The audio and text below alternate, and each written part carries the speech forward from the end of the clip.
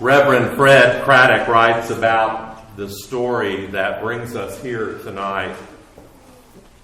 Writing, born in a stable, another child born in poor conditions without adequate resources.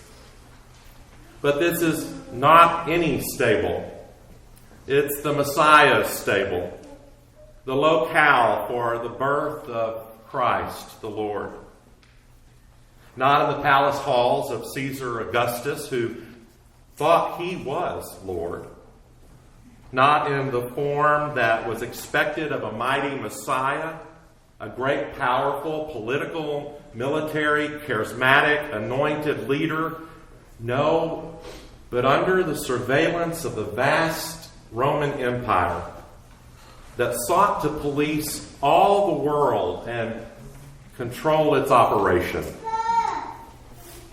In the midst of an imperial court cult that strove to maintain an earthly kingdom, a different kind of kingdom, a different kind of king was born in a lowly stable, in a manger as a throne. This is not what they expected. When considering a coming kingdom of final hope, the stable story seems backwards and upside down. It doesn't make sense that a person of any significance would be born in a stable. Even in our culture, where the American dream makes way for rags to riches stories all the time, there still seems something upsettingly wrong that the hope of all generations would emerge from such a smelly, unsightly place. There's nothing royal or prestigious about a stable. It makes this God story seem backwards and upside down. How are we to trust in one who seems backwards and upside down? What kind of leader can actually lead from this vantage point?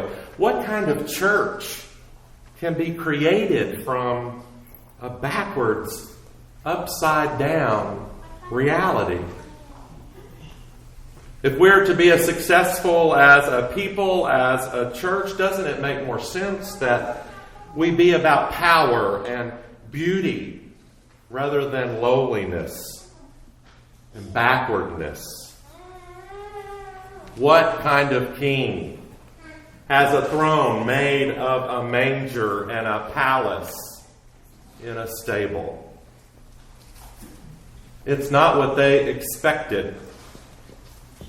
And frankly, it's not what we expect either.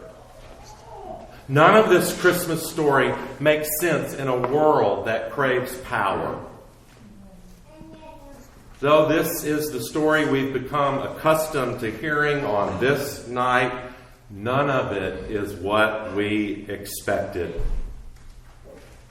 Tonight is about doors being slammed in their faces when all they sought was a safe place to rest. The story is about the excruciating pain that comes with childbirth and the humiliation that comes when we can't provide for our family. The story is about the vulnerable moment when we have to depend on someone else to survive. This is not a story about a lullaby.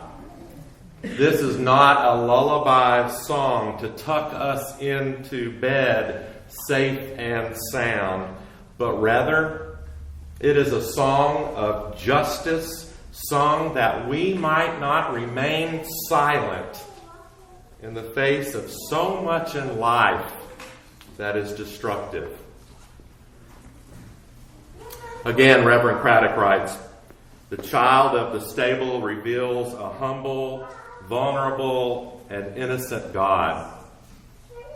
The Christ child lies in a manger, in a stable, and eventually will lay down his life, not fighting against us, but for us, loving us.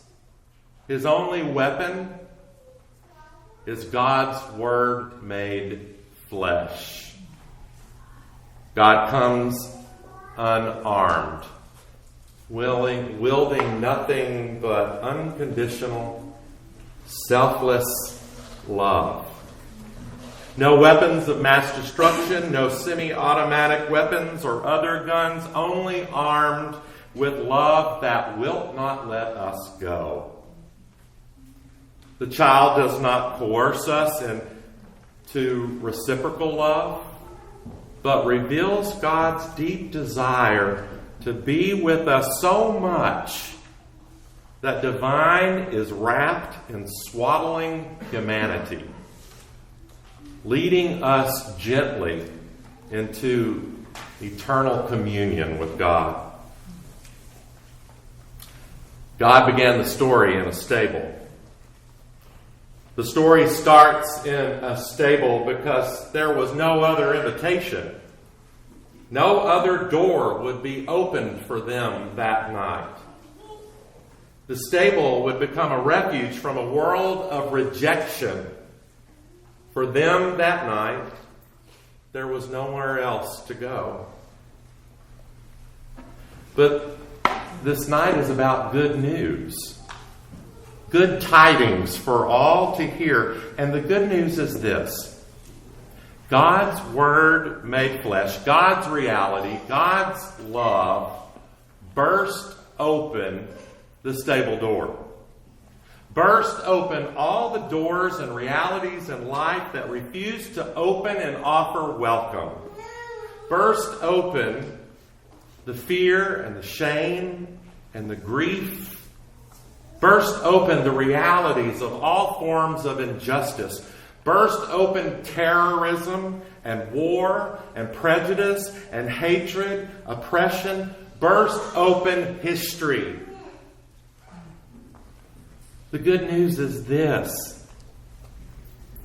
The story began in a stable. But God does not leave us in a stable. Instead, God gifts us with a table.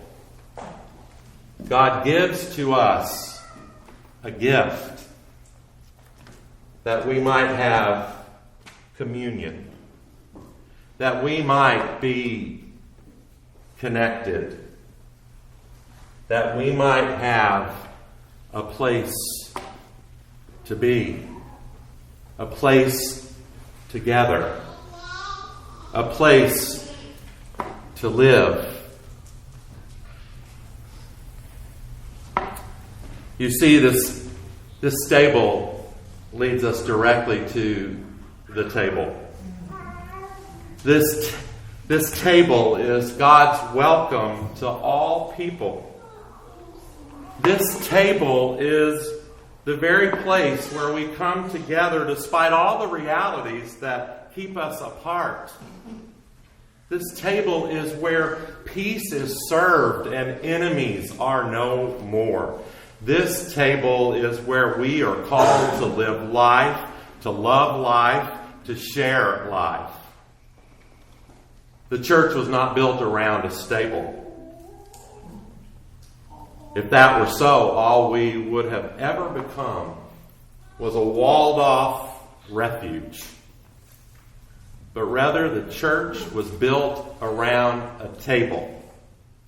A table set for you and me, them and us. A table for friend and enemy. This stable leads us to this table.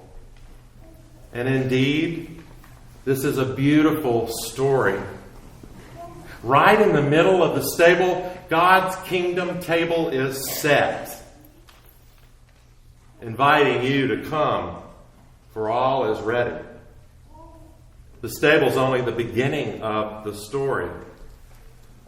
The table tells the rest of the story. God became flesh, the bread of life, the cup of salvation. God gifted us in the middle of a stable, giving to us a kingdom table where we could live out our lives tonight and tomorrow and the days to come.